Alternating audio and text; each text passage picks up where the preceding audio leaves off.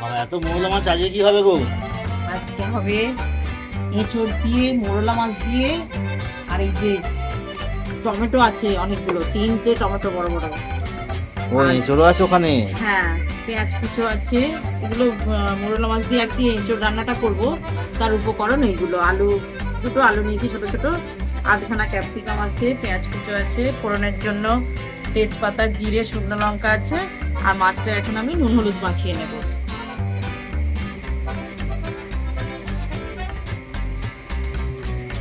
মোরলা মাছে বেশি নুন লাগে না, বেশি একদমই মোরলা মাছে নুন লাগে না। ছোট্ট ছোট্ট মাছ, কি নুন লাগবে বল? কিন্তু আবার রান্নায় যা টেস্ট দেয়। কড়াইতে আগে তেল দিচ্ছি, তারপর গ্যাসটা অন করবো।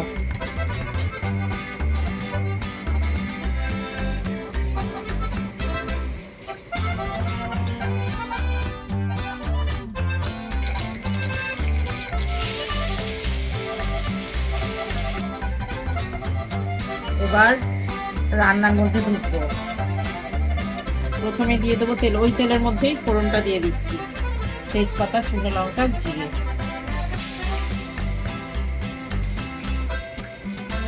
এবার দিয়ে দেবো পেঁয়াজটা।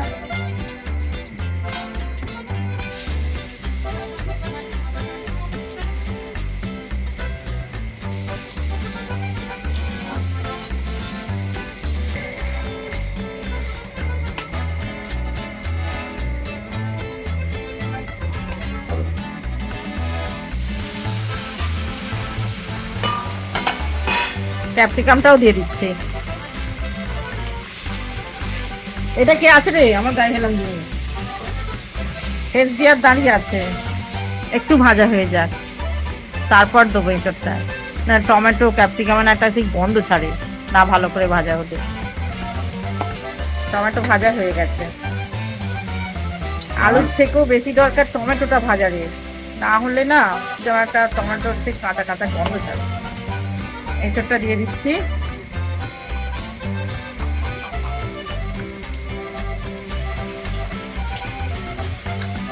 একটু ভাপিয়ে নেওয়া হয়েছিল এঁচড়টা? হ্যাঁ, ভাপিয়ে নেওয়া। এটা একটু ভাজা হবে। ভাপিয়ে নিলে তরকারিটা একটু দেখতে ভালো হয়, কষটা বেরিয়ে যায় হ্যাঁ, এঁচড়ে। কালচেটা থাকে না।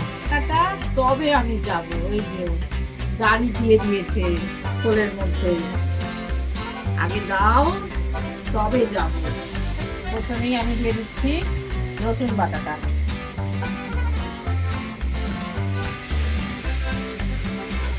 এবার দিচ্ছি আদা বাটা।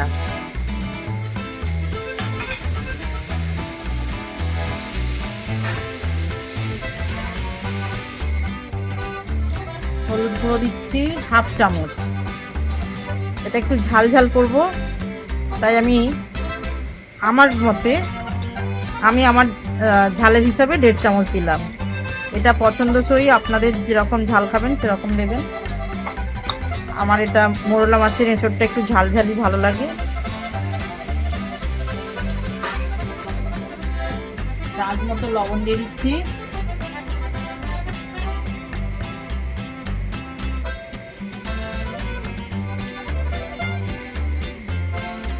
এই রান্নাটা কিন্তু ঝোল হবে না। এই রান্নাটায় আমি এখন একটু জল দেবো ঠিকই, কিন্তু এরকম মাখো মাখোই হবে। এখন একটু জল দিচ্ছি এঁচড়টা সিদ্ধ হওয়ার জন্য, কিন্তু রান্নাটা এরকম শুকনো মাখো মাখোই হবে।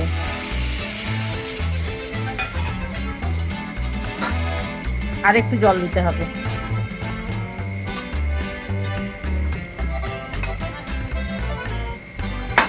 চাপা দিয়ে দিচ্ছি।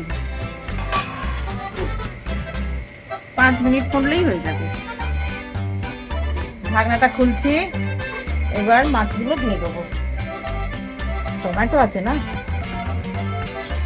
গরমে পাকা টমেটো তো। দিশি টমেটো, দিশি টমেটো। দেশি টমেটো এরকম তো সারা বছরটা পাওয়া যায় না, সারা বছরটা পেতে হবে, তবে সারা বছরই রান্না ভালো হবে। মাছগুলো দিয়ে দিলাম। গ্যাসটা এবার জোর করছি। মোরলা মাছ বেশি ফোটাতে হয় না, একটু ফুটবে। এইখানে বাঁধাকপি কুচোনো কিসের গো? সেই চমক? হ্যাঁ, বললাম না এই রান্নার পর আর একটা আছে, একটা স্টার্টার চামচ। ভাতের প্রথম পাতে একটা দিতে হয় না ভাজা জাতীয় কিছু, সেটা ওইটা। আমি গরম মশলা রান্নার শুরুতে দিইনি, অল্প একটু দেবো, এখন অল্প পরিমাণে দেবো।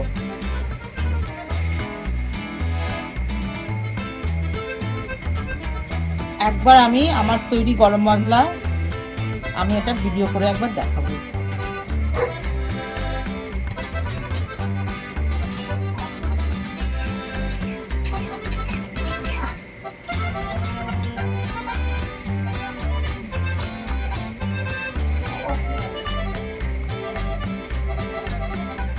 সকল বন্ধুর উদ্দেশ্যে বলছি, রান্নাটা অবশ্যই করবেন, দেখবেন ভাত খেতে কত ভালো লাগবে। ভাত, রুটি, মাছ রুটিতেও ভালো লাগে, তবে মোরলা মাছ তো লুচি পরোটার সঙ্গে যাবে না, কিন্তু ভাত রুটি এ দুটোর সঙ্গে খুব ভালো লাগবে। এবারে আমি এইটা মাখার ব্যবস্থা করব। সেটার উপকরণ বাঁধাকপি, ক্যাপসিকাম, 4টে কাঁচা লঙ্কা কুচো, একটা ডিম আর কিছু কর্নফ্লাওয়ার দিয়ে মাখবো বাঁধানোর জন্য। আমি এবার এগুলো বাটিতে নিয়ে নিচ্ছি। প্রথমে নুন দিয়ে কিছুক্ষণ মাখবো, কারণ ক্যাপসিকাম বাঁধাকপি একটু নরম হবে।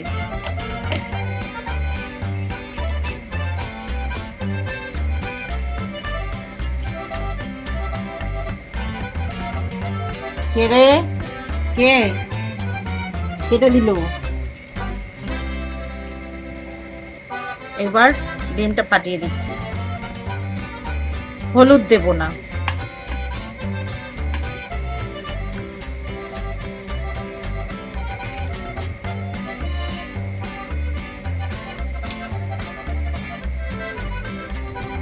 দু চামচ কর্নফ্লাওয়ার দিলাম।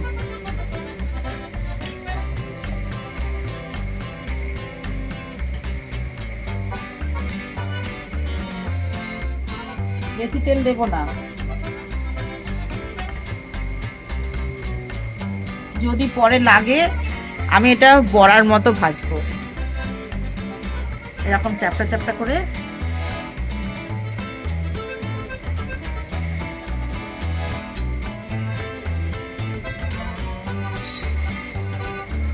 বড়াটা ধুইনি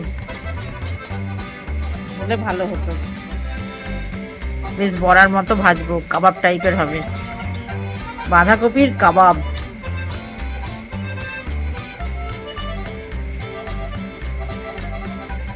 ছাঁকা তেলে ভাজলে গোল গোল হয়ে যেত, এই চ্যাপটাটা হতো না। এইটা বেশি খেতে ভালো লাগবে। ডিম দেওয়া থাকলে তেল বেশি টানে না। যখন ডিম ভাজিস দেখবি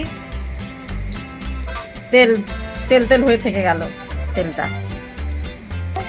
চমক কিন্তু খুব, এগুলো দেখতে মনে হয় যে এই বাঁধাকপি ক্যাপসিকাম কি আর ভাজা, কিন্তু এগুলো বেশি ভালো লাগে খেতে। ভাতের শুরুতেই না এটা খেতে খুব ভালো লাগবে। আর তারপরে আছে এঁচোড় মৌরলা। আমরা শুনেছি এঁচোড় চিংড়ি, কিন্তু এঁচোড় মৌরলার যে কি টেস্ট! হ্যাঁ, চিংড়ি মাছ খেলে এঁচোড় মৌরলা খাবে। এইবার আমার পরিবেশন করার পালা। আজকের মেনু ভাত, বাঁধাকপি ক্যাপসিকামের একটা করেছি ডিম দিয়ে, আর মোরলা মাছ দিয়ে এঁচোড়। এটাই আজকের মেনু। বন্ধুরা, আপনারা অবশ্যই এই রান্নাগুলো ট্রাই করবেন, চেষ্টা করবেন, আমাকে কমেন্ট করে জানাবেন কেমন লাগছে খেতে, আর অবশ্যই ধন্যবাদ জানাবেন আর ভালোবাসা জানাবেন।